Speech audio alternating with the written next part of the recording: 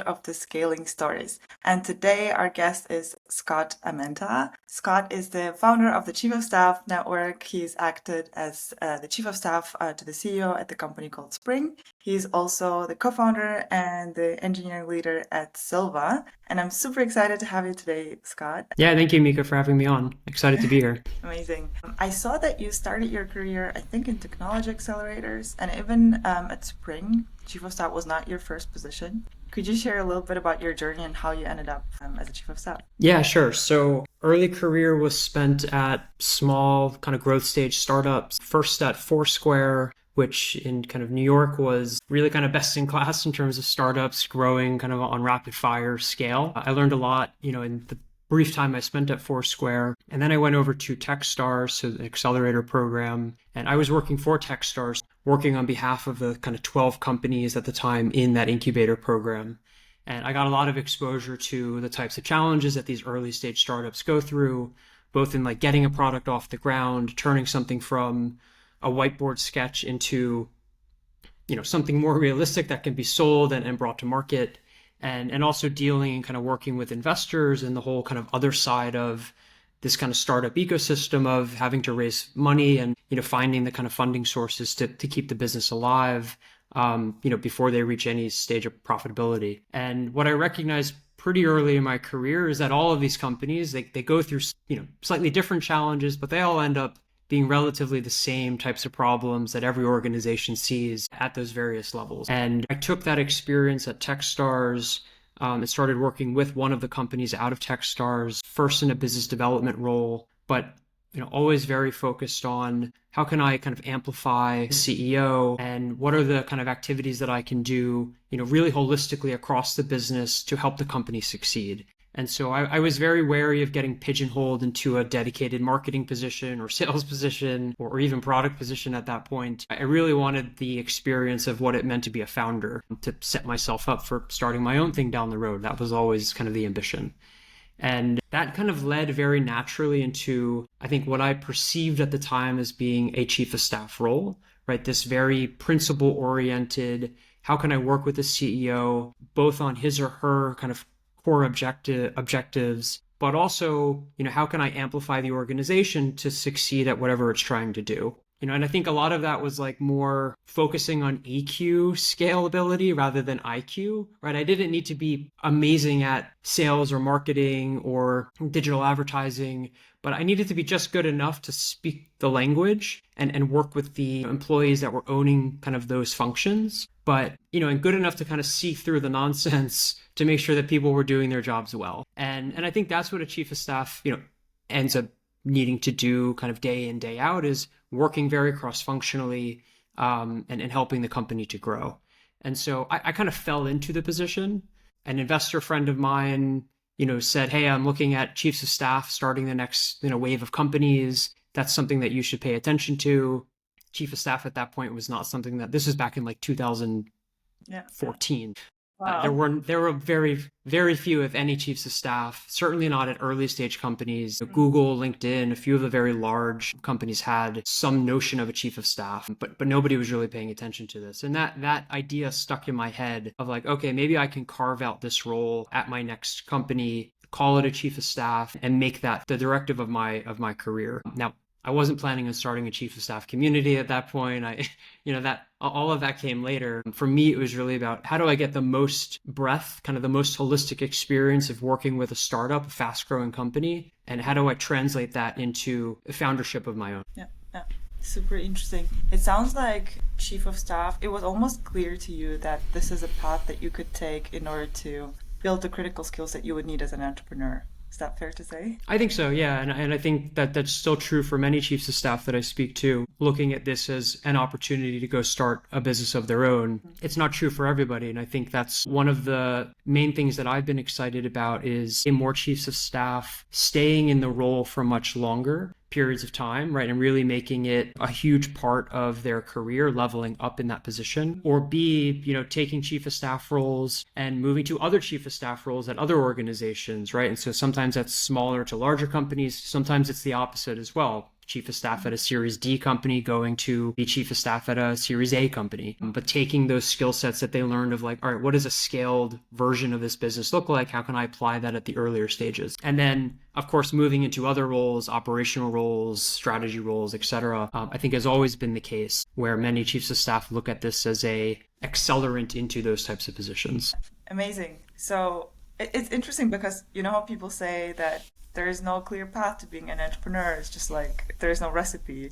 And then somehow we still develop certain paths that could be a great way to become an entrepreneur. So I think that's an interesting pattern here that like chief of staff has become that. I think the proof is still in the pudding, right? Like, we've certainly seen a number of chiefs of staff go and start companies. I think we're still waiting for more of those success stories to emerge of chiefs of staff starting whatever billion-dollar unicorns, massive exits, etc. But if I had to put my money somewhere, I think chief of staff is a good place to consider it. That's investment advice for you. Amazing. Would you say this is also a path that people would take to become the CEO of a company, of an existing company? So less of this entrepreneurial path and more towards becoming an executive? I think so. I mean, if you look at, when Jeff Bezos stepped down, his former chief of staff stepped up into, I think he was chief of staff at AWS, is now basically running the company. I think, it won't be true at most organizations. I think especially founder-led organizations, typically when they get to a certain scale, investors or whoever else is kind of sitting at that board table are typically looking at how am I hiring CEO with previous CEO kind of experience, that's coming into the business with some level of market experience that the company may not have. But I think certainly if that business is looking internally, I mean, why not? The chief of staff already has kind of access to and hopefully relationships with all of the right kind of players in the organization, has built the institutional trust, has that knowledge, has the market knowledge, and, is probably in a prime position to step into that CEO role, when called on. So to get this right from the very beginning, you know how executive assistants and chief of staff are kind of seen together as like the office of the CEO or of an executive, and they're kind of on the same team. But these are very different roles. Maybe for everybody out there, could you clarify what are the key differences between the two? What are the differences in their responsibilities and how they operate? So 100% on the same team. I think both roles kind of suffer without having the other one in place. The way that I tend to look at it and describe it is the executive assistant is really there working on behalf of his or her principal to maximize the efficiency of their time, right? So I've got so many hours in a day, how do I get my principal to 100% capacity so that they're working on the most critical things at any given time? Now, with those most critical things, there's always going to be items 4, 5, and 6, 7, 8, 9, and 10 that are kind of left, off the plate, but are sometimes equally or very critical to the organization's success. And that's where a chief of staff comes in.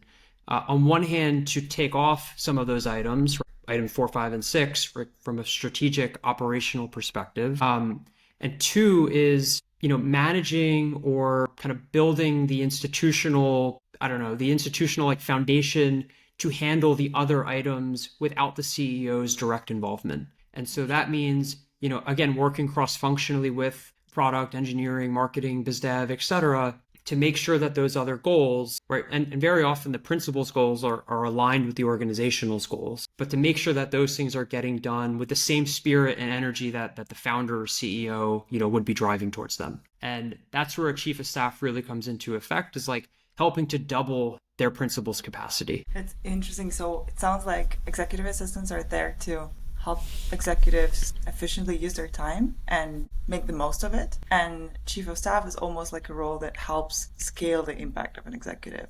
Lay out a foundation or like design a system that would help increase that impact. That's right. It's like introducing the kind of, the rigors of the business, right? Like what is the cadence of the business and the way that it's operating? How do we handle meetings? How do we handle one-on-ones? How do we handle, how executive team is making decisions and how that trickles down the ladder to the rest of the organization? What's our communication style? A lot of these things are kind of left by the wayside, especially for startups and growth companies. Like they're left on the sidelines because the company's hyper-focused on product market fit. Are we finding the right customer base? Are we driving revenue, right? The things that matter to keep the business afloat. But you very often need someone that is also more internally focused on, is the company staying alive? Are we building the organization of the future, that will keep this ability to scale possible? Because very often what happens is the company does hit product market fit and the organization is not ready to handle that. And so when you have a chief of staff, they're kind of doubling that executive's capacity. They can sometimes be that inwards looking person. And this is where you see a lot of variations in the role, because some CEOs are great at the internal politics, right? Really like building the spirit of the team, fostering a great culture. Some CEOs really want to be the outbound sales and marketing and like face of the business, doing the PR, like really running and sharing the vision with the rest of the world. Very rarely do you find a CEO that can do both super well. And so a chief of staff can help, and the rest of the executive team can help complement,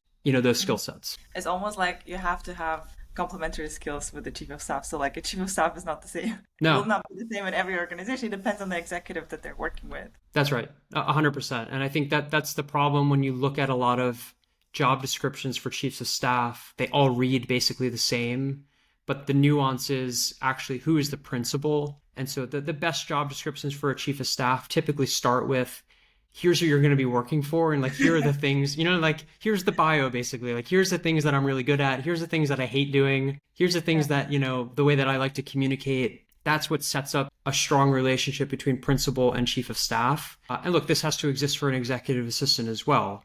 It's not easy to manage, getting a person to work, at their kind of 100% output day in and day out. There's a lot of relationship building and nuance that goes into that kind of role as well, which is why you see a lot of executive assistants moving into chief of staff roles, because once you've done that, you've at least proven that you have the EQ to go be a chief of staff. Now, there may be other learnings in terms of like how to run a great strategic, planning process, or how to work closely with a finance team or whatever else, but those things can be learned, right? The relationship building, the building of trust is something that you either have it or you don't. It sounds like it will be like the most honest document that an executive will write is like, here's what I'm like, and this is the people, these are people that I need to work with me. Yeah. And I'm not suggesting that everybody posts it publicly, but it doesn't hurt. Okay. Amazing. Let's go back to your time as a chief of staff. Can you remember a moment where you were like, okay, I feel like I'm doing a really great job as a chief of staff right now. I feel like the efforts that I'm investing is all paying off. And then a moment when it was like, I'm not sure what I'm doing and I'm not sure if this feels right. What did you learn from those experiences? What are your key takeaways of what it takes to become an effective chief of staff? I think the moment where I felt like I was doing a better job as a chief of staff was when I started to have a bigger voice in the executive team meetings, where at the outset of my career as a chief of staff, I was more a fly on the wall for those meetings. And I was helping to plan them, responsible for making sure the agenda was according to plan for the rest of the executives. I was responsible for thinking about how the comms were going to go out to the rest of the company. But that was more a before and an after kind of role, not a, who has an opinion on kind of the direction of this business and the things that we're focused on and who's going to be doing what at any given time. And it took me a while to get there. And that was not just building a relationship with, my CEO. It was really fostering the relationship with the rest of the team. I worked closely with an executive coach at that point in my career who helped to build kind of the confidence in, what should I be leaning in, more heavily on? Like, where do I have stronger opinions and what's the best way to share those opinions, both behind the scenes and obviously in more public settings? That's when I felt like I was really stepping into what I perceived the role to really have like a bigger impact on the company. But that took time. And it also took other conversations with other chiefs of staff to kind of recognize where my place was within the organization. And I think that's one of the hard challenges for chiefs of staff is they're very often the first chief of staff at their company. So nobody around them has worked with the chief of staff. And so they're trying to figure it out themselves. Their company is trying to figure it out, alongside them, or feels threatened by it because it can sound like a very lofty title. And depending on age and experience and these other things, like the perception of a chief of staff can have varying degrees of difficulty in assimilating, within the rest of the team. So I think that answers your first question or part of your question. What was the other question? Where did I struggle? Yeah, I think when did you feel like you were doing a great job?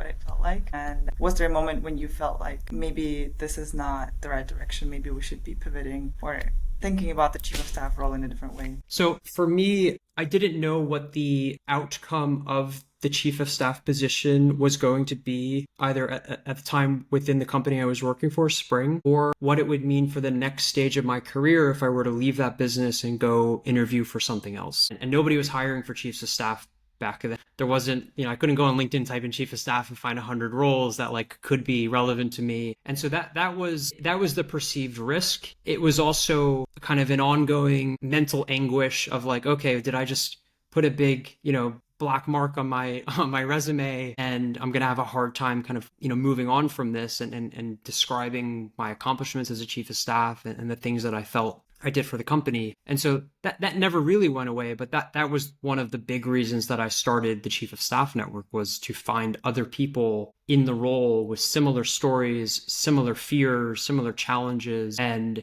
to try to disseminate those stories out into the wild so that more people would have something to grasp and something to better define these types of roles by. And it shouldn't just be my voice. It was really the voice of the community.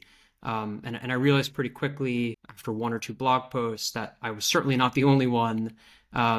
Even if there were people that were not chiefs of staff, they were in what we would now call a chief of staff role, just without the title. And so there were lots of people feeling that way. And I think the notion of a generalist was also fairly new at that point. And so, you had a lot of people not following these very linear career paths, but following, a career path that for our parents' generation would be totally out there, and wanting some peers to help them kind of figure out how best to navigate that. And so the Chief of Staff Network has very much become one of those sources of learnings. I was actually talking to somebody who was in customer success, and she was saying something similar. She's like, this role didn't even exist when I went to college, and then it's like, to her parents it sounds completely abnormal switching from position to position and kind of like seeing where the technology industry is going and just like changing their titles. But yeah, it feels so natural to us. And maybe about the community. So you were saying you started the position as a chief of staff in 2014. Some time goes by, and you're like, okay, there's got to be more people who are actually experiencing what I'm experiencing. And from what I'm hearing, you actually wrote some blog posts. So there was some kind of validation that other people may be interested in this. How did you take that from an idea to something that became a reality? So soon after I was a chief of staff, so I became a chief of staff around 2016. I had worked for the company for about 2 years before that, yeah. But in other roles, but always working closely with the founder. And to be fair, in the interview process, I told him I wanted to be a chief of staff. Oh, really? We agreed that there was, it was a 5-person company, so there was no staff to chief at that point. We kind of pushed it to the wayside for the next 2 years until the company was around 60, 70 employees, and then realized that there was more to gain by kind of formalizing the position. Soon after that, really as soon as I punched the title into my LinkedIn, I realized very quickly that I still had no idea what I was talking about, and felt very alone in trying to craft my job description and communicate the new role internally, and then immediately felt the anguish of, what comes next as well. And so I started writing some blog posts just about my experience over the first couple months of being a chief of staff and kind of what I felt like the role could mean for other early and kind of growth stage companies. And that led to a number of people reaching out to me on both coasts, New York and San Francisco. And from there, put together some first dinners for chiefs of staff kind of locally, and then started running monthly meetups at people's offices, very low key, like pizza and beer, 10 people at a table, but talking about real organizational challenges that were not being discussed on social media channels like, LinkedIn or Twitter. And, and realized pretty quickly that real problems were being solved in those forums. People were finding kind of a sense of belonging and value that they weren't always getting directly from their principals or the rest of their teams, right? Just the idea of being seen in the role that you're in, and someone really understanding that day-to-day feeling was absent, especially in this kind of position, which was brand new in the industry, and there just were fewer people out there that really understood it. And there's always going to be people saying, oh, this role, shouldn't exist. What's the point of it? Et cetera, et cetera. I think that's gone away a lot over the last couple of years. But at that point, every naysayer on Twitter certainly had something to say about chiefs of staff because, it's easy to poke fun. And so those meetings were really critical and critical to like my own progression as a chief of staff. And from there, it became a Slack, and we just kind of continued to evolve around programs and memberships and courses and other things that would help chiefs of staff grow as leaders, and also take that next step of their career, kind of depending on the avenue they wanted to focus on. What was the point where you realized, hey, this is going really well, we have regular dinners, I'm learning a lot, this is supporting me, I see this having impact on others, versus when you actually decided to become this professional network, I would say, with different types of how to become a member, how to partner up with other organizations. I'm assuming that was also kind of like a conscious decision that you made to make this a much more impactful organization. It certainly wasn't the intention at the beginning. And looking back, I should have done what I'm doing now much earlier. That's always the lesson learned, is if you have the idea and you see the need and you have the market and you're passionate about it, just go do it. Instead, what I did was move around to a couple different companies after my chief of staff role. I moved to Europe in the process. I left most of my peers and colleagues and friends behind in the US, and yet the community followed me. And I kept finding myself in the Slack, wanting to host events in New York, even if I wasn't there. Other people were hosting them, but I was helping to facilitate and just trying to like keep it going, because I felt like what was there was real. If it's authentic, then there's no point to throw it away. What I realized when I moved away, though, was it was not going to survive unless I turned it into something that could be more self-sustaining. And that doesn't necessarily mean that it needed to be a for-profit business. There probably was other ways, but looking kind of around the ecosystem, there were lots of professional communities sprouting up on the internet and, running programs both online and offline that I felt like we could start to model those kinds of businesses and build something more tangible and real for chiefs of staff. And so with one of my co-founder, who I also met in the community, another chief of staff, which is a testament, I think, to just how communities can drive great relationships, both friendships and professional. We started to take Chief of Staff Network down the path that it is on today. And now a few years later, it's thousands of members, more robust programs. And, we've done a lot of research on the role. Like, I think we're one of the biggest voices and advocates for this position. And it's an incredibly rewarding type of experience because communities are very tangible things. Like, they're real people kind of at stakes every day. And so we hear those problems and we get to solve to the best of our abilities those problems. I was coming from working in an e-commerce company where every customer is a number really on a spreadsheet and almost nothing else, And so to be going from that to how do I handhold and really help people day to day, has been really rewarding. And the community space generally, I think, is incredible. And Chief of Staff Network, even if it's not the thing that I focus on every day today, it's still my baby and still something that I care about a lot. Yeah. It's amazing how your journey started with, I think this is a great path to entrepreneurship. I'm going to be chief of staff. You can convince the executive that you will be chief of staff someday. And that ended up being kind of your business or that thing that you were looking for. Yeah, no, I could not have predicted it better. Yeah.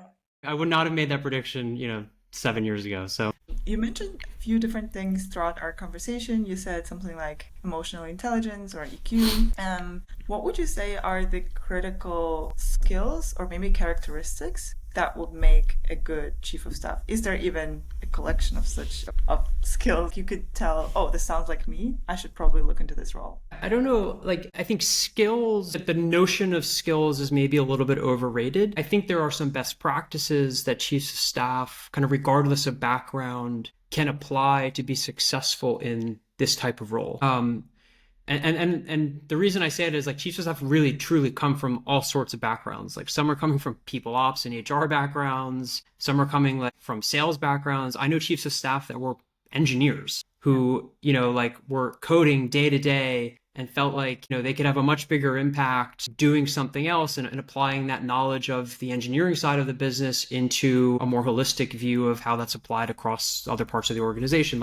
And so I think those skill sets are all helpful because you're going to lean on some of those skills regardless the chief of staff role. If you can communicate well with engineers, you're probably going to do better at working with a tech company that is product led. And so those skills certainly help, but they're not There are things that can be learned over time. I think the best practices that make or break a chief of staff role, first is how much upfront time do you kind of spend with your principal? How quickly can you build that relationship both inside and outside the office? How do you foster trust amongst a group of peers or more senior leaders than yourself, and kind of manage those colleagues without direct management oversight, right? You're very rarely are you the manager of people, but you very often have to manage people. And that's a tough thing to grasp for someone without that kind of experience. I think the second thing is how you think about spending your time and how you communicate where that time is being spent. So there are lots of different, I guess, modes of a chief of staff,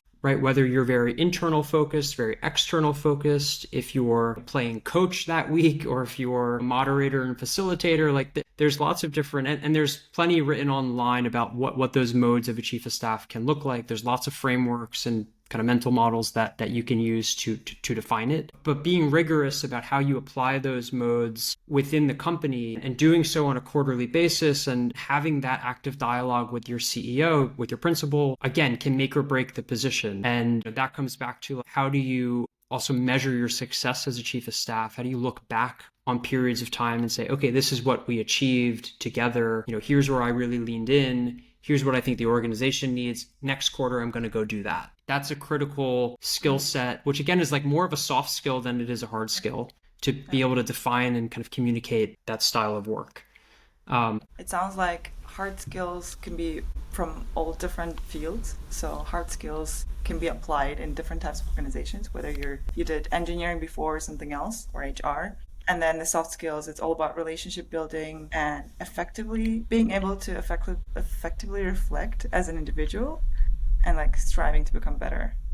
How would you say usually the role of a chief of staff emerge as the organization grows? I imagine it's like quite different from like when you start out and it's quite early stage, maybe right past product market fit, to becoming this like big and mature organization. I think more often than not now, at least at early growth stage, like the fast growing startups, you're seeing investors telling their founders or CEOs to go hire a chief of staff. That's become a lot more common. And that's because, in kind of typical investor like theses, like if it's working well at one company, it'll probably work well at other companies. And if a go-to-market strategy works well at this SaaS startup, then they're going to try to apply those similar level of insights. And that's the benefit of having investors, is that they see more breadth than they do depth necessarily, but breadth can be applied pretty well at these companies. I think that an organization, though, typically needs a chief of staff when they're going through the growing pains of some sort of. Now, that doesn't mean that they've necessarily found product market fit. I think there's lots of avenues to have a chief of staff at like very early stage companies. But those chiefs of staff tend to look and feel a lot different than a company, say Series A, Series B, that has some proven product and is kind of on its way, up and out. The early stage chief of staff tends to be more of a stop. Like, okay, we don't have a people ops function. Like who's going to build our leveling framework and like make sure that we're hiring people and like signing all the contracts? Chief of staff can step in and like do that for 20-30% of their time, write out the frameworks, build the foundations, like do the fundamentals, and then ideally hire a head of people ops, or someone that comes in and can run that fully. And that happens pretty repetitively kind of across the organization, which is why a great chief of staff at those companies, and that's really where I started, is like, if you're at least 70 to 80% good at or great at everything, you can most likely step into that role, do a pretty good job, and then hire the person that, is actually making that their career to come in and do it properly, or at least take what you've built and scale it up. Yep. Ideally, you're not throwing away work. But the chief of staff then at a later stage company, that is actually kind of properly growing, that's more of an internal role of like, okay, now we need to figure out how these people are working well together. That usually starts with the executive team, right, which often are coming from very different cultures, work cultures, and have different ways of doing things. And the decision making at a 10-person startup versus a 50-person startup, they're very different things.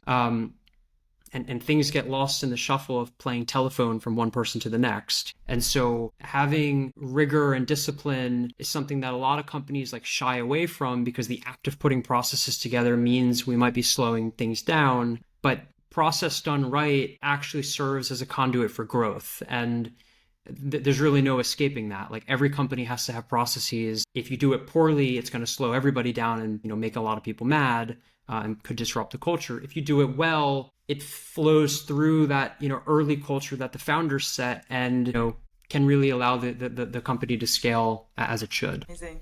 This has been such an amazing conversation, Scott. I wish we could continue because I had so many more questions, but it's time to wrap it up. And maybe as the last question, what are some of your favorite resources or books, podcasts, anything that you could pass to the Chief of Staff community as to where they could educate themselves or get some ideas? The obvious answer is, of course, Chief of Staff Network. We have an amazing knowledge hub, a lot of public resources, a lot of research done around the role, both on chiefs of staff, but also operators and kind of generalists at large. So visit the website. We also have a new podcast, Chief of Staff Network Podcast. These are live podcasts that we record events in person with chiefs of staff kind of from all over the world. And so they're very off the cuff, insights about what are their day-to-day challenges and how they went about solving them. They're short, sweet, and to the point. And yeah, I think have been really helpful for me listening to them, but also for the wider audience. Personally, I read kind of things across and listen to things across the kind of tech ecosystem, also the kind of media space. So Ben Thompson's Stratechery is one of my favorite newsletters. If you want like the macro insights of what's happening,